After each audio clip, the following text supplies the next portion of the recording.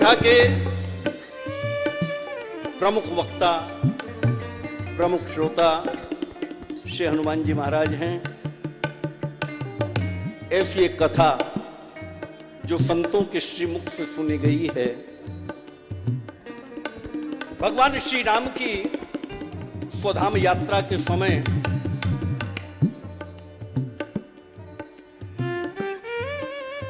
भरत जी,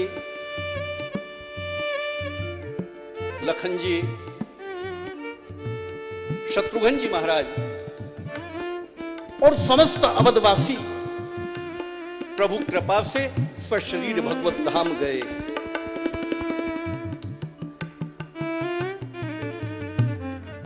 लेकिन श्री हनुमान जी महाराज का तो पूर्ण समर्पण है श्री चरणों में। श्री हनुमान जी को पता चला कि मेरे राम अपनी लीला का संवरण करके अब अपने लोक को लौट जाना चाहते हैं। श्री हनुमान जी ने परमात्मा राम के चरणों में प्रणाम किया और प्रणाम करके इतना पूछा कि प्रभु, आपका स्वधाम गमन हो रहा है। प्रभु ने कहा कि हाँ हनुमान, अब मैं मेरी लीला का संवरण करके अपने लोक को लौट जाना चाहता हूं। और कहते हैं कि इससे आगे हनुमंत कुछ बोल नहीं पाए, कंठ अवरुद्ध हो गया, नेत्र सजल हो गए। देखा प्रभु ने हनुमंत की ओर, कहा हनुमान, तू तो मुझे भरत के समान प्रिय है हनुमान। मैं तुझे चिरंजीवी का आशीर्वाद देता हूं, युगों युगों तक, कल्प कल्पांतरों तक। ये जो वरदान आप आज मुझे देना चाहते हैं ना, ये वरदान मेरी मां जानकी ने लंका की अशोक वाटिका में मुझे बहुत पहले दे दिया था। प्रभु ने देखा आश्चर्य से हनुमंत की ओर। प्रभु ने कहा कि जानकी ने तुम्हें क्या वरदान दिया? कहा प्रभु, मैं गया ना अशोक वाटिका, तो मेरी मां जानकी ने मुझे वरदान देते हुए कहा था कि अजर अमर गुण निधि सुत हो। कहा हनुमान, तू अजर हो जा और सुन पुत्र, मैं तुझे एक वरदान और देती हूं कि जा तू सदा सर्वदा के लिए अमर भी हो जा। मां जानकी तुझे ये आशीर्वाद और देती है बेटे कि तू समस्त गुणों का निधान हो जा।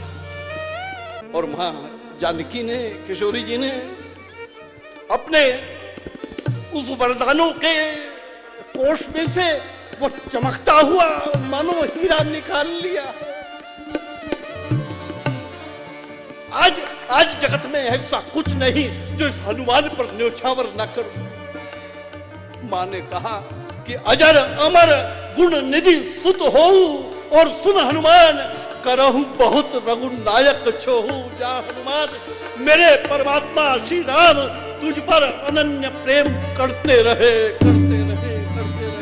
और जैसे ही सुना तो हनुमान जी ने कहा, अब कृतकृत्य भयऊ मैं माता, मां मैं अब कृतकृत्य हो गया। कहा प्रभु, अजर अमर का वरदान तो मेरी मां ने दे दिया था, लेकिन उन्होंने ये भी कहा था कि मेरे राम तुझ पर असीम प्रेम करते रहे। आज वो वरदान आपको सिद्ध करना है।